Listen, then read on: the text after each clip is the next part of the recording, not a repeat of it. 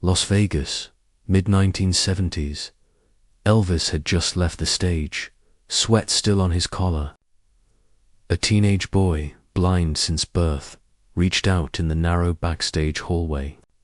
His fingers touched Elvis Presley's face, and in that instant, the king froze. What happened next left hardened stagehands wiping tears. Stories like this remind us why Elvis was more than a voice. If you believe kindness can change a life in one moment, make sure you subscribe. These are the stories we don't forget. The final chord rattled the showroom. Brass blared. Drums snapped. For a second, the floor itself seemed to vibrate. The crowd leapt to its feet, 2,000 strong, clapping until their palms stung. Flashbulbs cracked from the tables, tiny white explosions cutting through the haze of cigarette smoke. Elvis handed off the microphone with a practiced flick. His cape blue satin with gold lining slid from his shoulders into the arms of Charlie Hodge. Security moved quickly, forming a living wall. Their job was clear. Get him off stage, through the service corridor, and into the waiting limousine. But even in that frenzy, some details lingered in sharp focus. The white rhinestones on his suit catching the spotlight like shards of glass. The faint hiss of the amplifiers cooling. The smell of spilled bourbon from the front rows, as ushers tried to guide people out. One section of the audience stayed rooted in place. A small family pressed against the barricade, not moving, not speaking. At their center stood a teenage boy, no more than 15. A thin cane rested against his knee. His eyes didn't follow the lights or the movement of the crowd. Instead, his head tilted, just slightly, as though every note of the show had been his lifeline.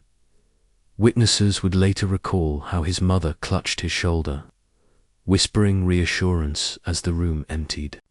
His father, nervously gripping a folded program, glanced again and again at the nearest guard. The boy, though, just kept listening, straining toward the sound of footsteps fading beyond the curtain. And then came the whisper, soft, urgent. From the mother to the guard, he just wants to meet him. Just once. The guard paused. Behind him, the band's instruments were still ringing down. Elvis was already on the move. Time was short. The guard's hesitation stretched into a heartbeat that felt like an eternity. No one in that family knew whether this request would reach the king, but the boy tightened his grip on the cane. His lips parted, as if forming silent words of hope. The curtain had already closed.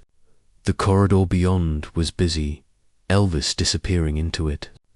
Yet something about that whisper, about the desperation and determination folded into those 5 words, seemed to hang in the air like smoke. And the boy, tilting his head once more toward that sound, didn't let go of the possibility. Cliffhanger. The guard took one step back toward the hallway, unsure. Would the request vanish into the noise of the night, or would it reach the man in the white suit before he was gone? The service hallway was never meant to feel grand. Concrete walls, exposed pipes, the faint buzz of fluorescent bulbs that hummed overhead.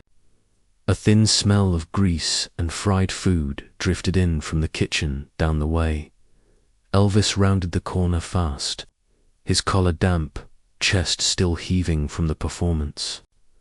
2 security men cleared the path ahead, their polished shoes echoing against the cement floor. The sound of the band's exit music bled faintly through the walls, muffled but steady. It was supposed to be routine, down the hall, through the service exit, into the waiting car.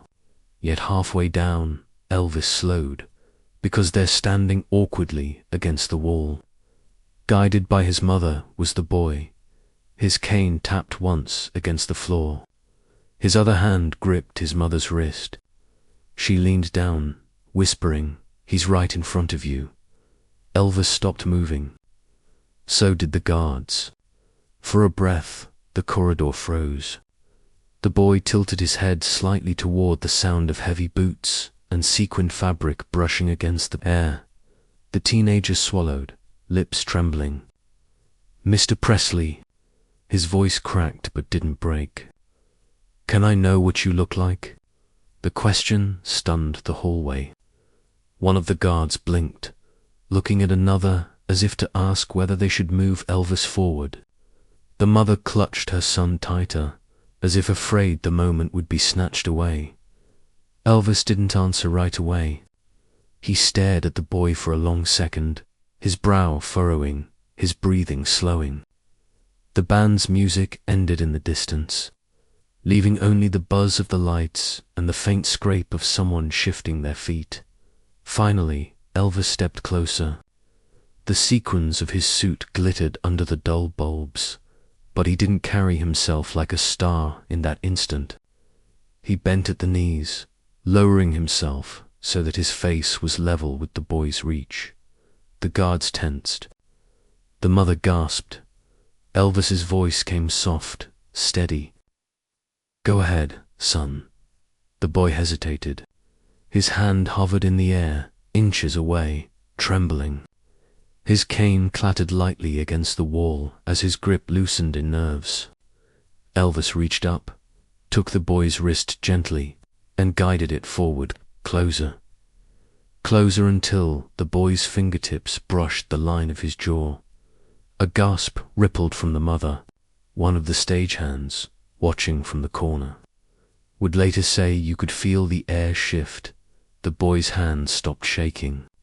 He let his palm rest lightly against the warmth of Elvis's cheek, as though memorizing every contour with touch alone. His lips parted in something between awe and relief, and Elvis stayed still. He didn't rush. He didn't move away. His breathing slowed even more, a deliberate act of presence. The hallway was silent, except for the faint drip of a pipe and the steady hum of electricity. Every guard, every aide, every staffer kept their distance, as though intruding on something sacred. The boy whispered again, voice shaking. "Thank you." Elvis squeezed his wrist once, firm but gentle. Then, with a glance toward the other side, transfixed, he leaned in closer, his voice so low it barely carried. "This is just between you and me, son." The boy nodded, though he could not see Elvis's eyes. His mother wept quietly into her hands, and then, with no warning, Elvis asked the question no one expected. "Do you know the song Love Me Tender?" The boy's face lifted, a faint smile breaking through the tremble of his lips. The guards stiffened, confused. A stagehand shifted in disbelief, because in that cold backstage corridor, something more than an introduction was about to begin. The moment Elvis spoke, the boy's name, or maybe it was just the way he said, "son," everything in that corridor changed. The usual rush of security orders, the shuffle of crew members. Even the kitchen clattered down the hall, all of it seemed to fade. The boy's hand, still resting against Elvis's cheek, began to move, slowly, carefully, as though every contour carried meaning. His fingertips brushed the line of Elvis's jaw, following it toward the edge of his side. The stubble there was coarse under the makeup, rough in a way that told him this was no wax figure, no illusion. He paused, letting the texture sink into memory. Elvis didn't flinch. He let the boy's touch guide the moment. His breathing was steady, a soft rhythm beneath the sequins and stage sweat. The boy's palm rose to trace over his nose, the bridge firm, the skin warm. He grazed Elvis's lips. They moved faintly under the touch, forming the ghost of a smile. A gasp came from someone in the hallway. A stagehand later recalled, You could hear sniffles echo off those concrete walls. The boy exhaled sharply, half laugh, half sob. His other hand clutched the cane tight against his chest. As if holding himself together, Elvis reached up, covering the boy's hand with his own. His grip was firm, grounding. His thumb pressed lightly into the boy's wrist and anchor. "That's me, buddy," he said softly. "I'm just a man. Like you." The boy's lips trembled. He whispered, "You don't feel like just a man." Elvis chuckled gently. "Maybe tonight I'm something more for you." The guards shifted uneasily. None of this was part of protocol, yet none of them dared interrupt. The boy's mother wept silently, one hand over her mouth, the other on his shoulder. She didn't want to break the spell. The silence of the corridor grew heavier, not empty but full. Full of the weight of the moment, of what everyone there knew they were witnessing. It wasn't a photo op. It wasn't rehearsed. It was Elvis Presley allowing himself to be discovered not through sight, but through touch. Elvis's eyes glistened. He looked briefly toward his entourage, as if to ask permission for what he was about to do. No one moved. No one spoke. Then, with a tilt of his head and a faint smile, he asked, "Do you know the song Love Me Tender?" The boy froze, his hand still pressed against Elvis's cheek. He nodded slowly. "My mama sings it to me." The words broke the last dam. One of the stagehands coughed into his sleeve, disguising the tears he couldn't hold back. Elvis shifted, lowering himself further so his lips were closer to the boy's ear. He hummed the opening note, deep and resonant. The vibration carried through the boy's palm. The teenager's lips parted. He whispered the first word, "Love." His voice cracked, thin but earnest, and Elvis joined in, strong yet tender, filling the corridor with a private song meant only for one. The echo off the cement walls turned the simple melody into something that felt cathedral-like. Two voices, one legendary, one fragile, braided together in a way no audience could interrupt. The boy's hand slipped from Elvis's face to his shoulder, gripping the rhinestones as if clinging to proof. His mother sobbed openly now, her tears splashing onto her son's sleeve. For a moment, time stilled. Guards bowed their heads. Crew members pressed their hands to their mouths. Even the hum of the lights seemed quieter. And then, as the second line of the song reached its end, Elvis paused. He looked into the boy's sightless eyes, still holding his hand. "Would you sing it with me, son?" The boy's chest heaved. His head tilted upward as if he were looking straight into Elvis's gaze. "Yes," he whispered. The next note rose between them, fragile but real. Elvis leaned closer, locking his voice to the boy's. The duet had begun, but no one could predict how far Elvis would take it. The first note wavered out of the boy's mouth, thin but steady enough to carry. Elvis answered instantly, his baritone wrapping around the fragile sound like a protective shield. The concrete corridor, usually filled with hurried footsteps and barking orders, became something else entirely. The dull acoustics gave the two voices a haunting echo. It was no longer just a backstage hall. For everyone watching, it felt like a chapel. The boy's head tilted toward the vibrations, his lips curling into a trembling smile. He clutched his cane tighter, but his other hand never let go of Elvis's shoulder. Rhinestones pressed hard into his palm, grounding him in reality. Elvis leaned closer. His breath was warm, his words deliberate. "Love me tender. Love me true." The boy's reply was softer, but carried raw emotion. "All my dreams fulfilled." A ripple passed through the guards. One of them, a man who had worked 100 shows, later admitted his throat locked up.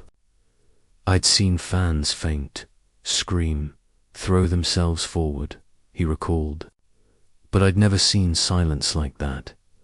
The mother collapsed against the wall, weeping so hard her shoulders shook. A scarf slipped from her hand, the kind fans often bought in the lobby. Elvis noticed. Without breaking rhythm, he reached into his own suit pocket, pulled a fresh scarf, and gently draped it over the boy's shoulders. The boy froze. His fingers ran across the fabric, feeling the softness, the faint warmth from Elvis's skin. His grip lingered there, clutching the scarf as though it was a lifeline. Elvis didn't stop singing. His hand rested on the boy's back, rubbing slow circles, steadying him as the duet carried on.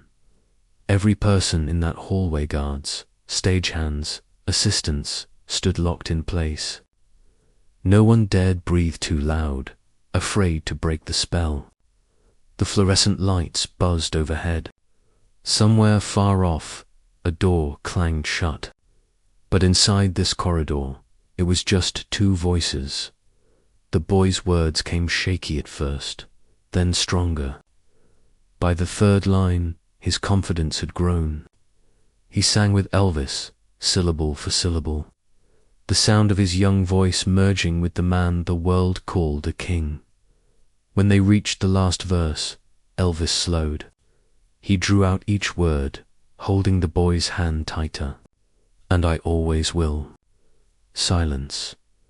Elvis pressed his lips gently to the boy's forehead. The mother sobbed louder.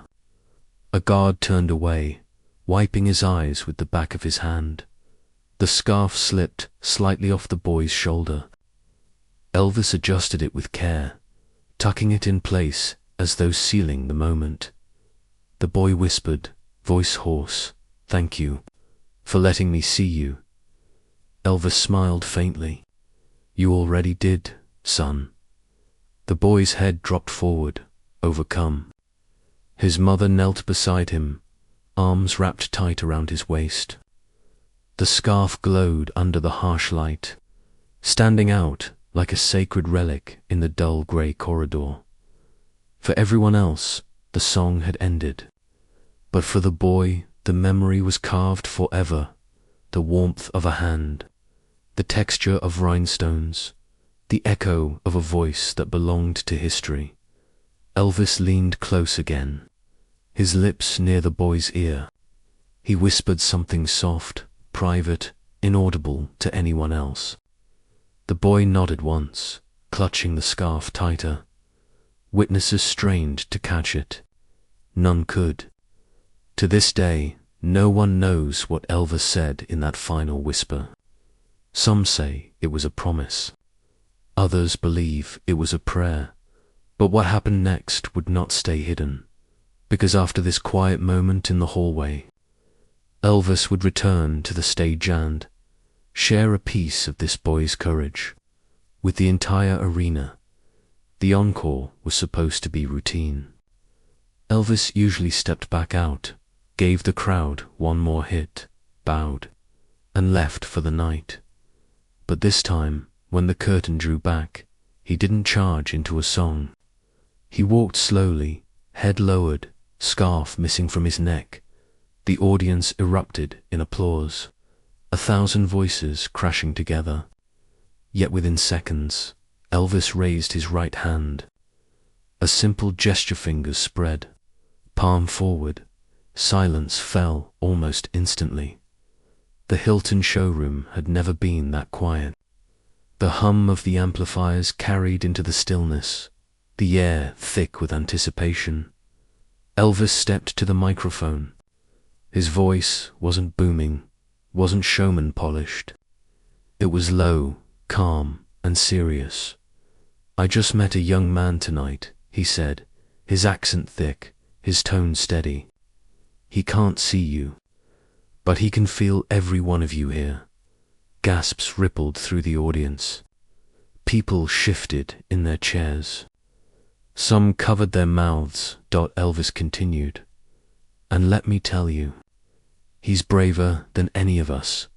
The crowd broke into applause, scattered at first, then swelling like a wave. A woman near the front shouted, "God bless him." Others echoed it, their voices trembling with emotion. Elvis paused, letting the moment breathe.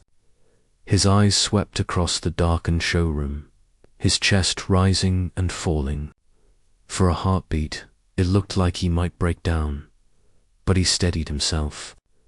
His hand rested against the microphone stand, knuckles white. "Every show I do here," he said slowly, "that young man's got a seat waiting for him. Right up front."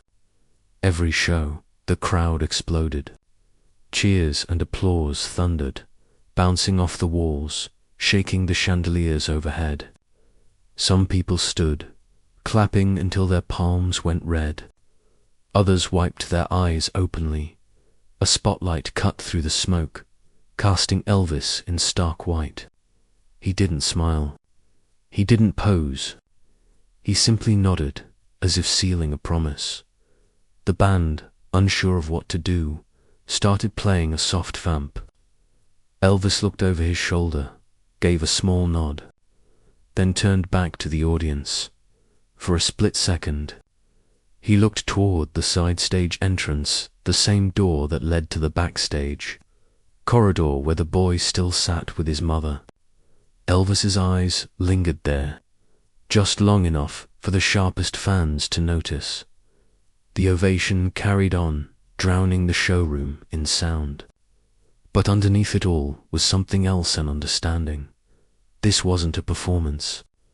It was a declaration, and yet, as powerful as this moment was, none of those cheering fans could imagine what would happen days later, when a package arrived at the boy's doorstep inside. Something that would carry Elvis's promise far beyond the Hilton's walls. A week later, in a quiet neighborhood far from the bright lights of Las Vegas, the boy's family heard a knock at the door. It wasn't a neighbor. It wasn't a delivery they were expecting. On the porch sat a plain package, brown paper wrapped tight with twine. No fanfare, no press.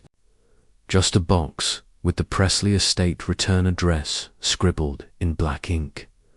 The boy's father carried it inside, setting it gently on the kitchen table. His mother's hands shook as she untied the string, peeled back the paper. Inside lay a guitar, a full-size sunburst acoustic, its surface gleaming even in the dim light of the dining room. Across the body, in bold black ink, was a signature that needed no explanation. Elvis Presley. Beside it rested a folded note. His mother opened it carefully, her voice trembling as she read aloud, "You'll always have a front row seat with me." Elvis. The boy reached forward, hands brushing the strings. His fingers danced across the wood, the vibration humming through his palms.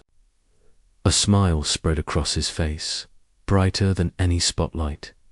He wasn't destined to play concerts. He wouldn't stand on stage with thousands of eyes watching. But he strummed that guitar every day after school, every weekend, every holiday. Each chord reminded him of the night he traced the king's face and sang beside him in a concrete hallway.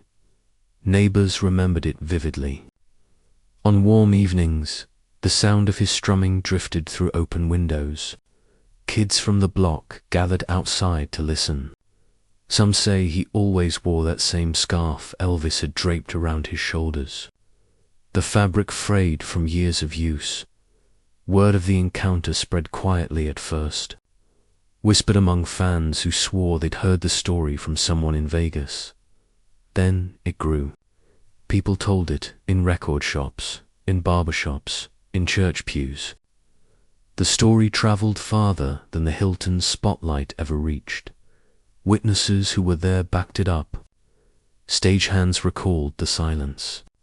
Security men admitted they'd never seen Elvis break protocol that way. and fans at the encore swore they remembered the exact moment Elvis promised that boy a seat for life. Some say the teenager did return to the Hilton, scarf around his neck, guitar in his lap. Not every night, not every show, but often enough that regulars noticed. He never pushed to the stage. He didn't need to. His seat was waiting. For Elvis, kindness was often measured in scarves, autographs, quick handshakes. But this moment was different. It was private, unplanned, raw. And yet it spread further than any staged performance. Because kindness like that doesn't stay hidden. It echoes. The image that lingered was simple. A blind boy in the front row, scarf over his shoulders, strumming the guitar Elvis sent him. He couldn't see the lights or the rhinestones, but he could feel the music. And he could remember the night the king let him see in his own way. Elvis's note had been short, just one sentence. But for that family, and for everyone who heard the story, it was more than words. It was proof that sometimes the most legendary moments happen far from the spotlight. And while the boy grew older, carrying that memory into adulthood, the scarf and guitar remained quiet relics of the night. Elvis Presley stopped the world for one fan, and in doing so, moved millions more.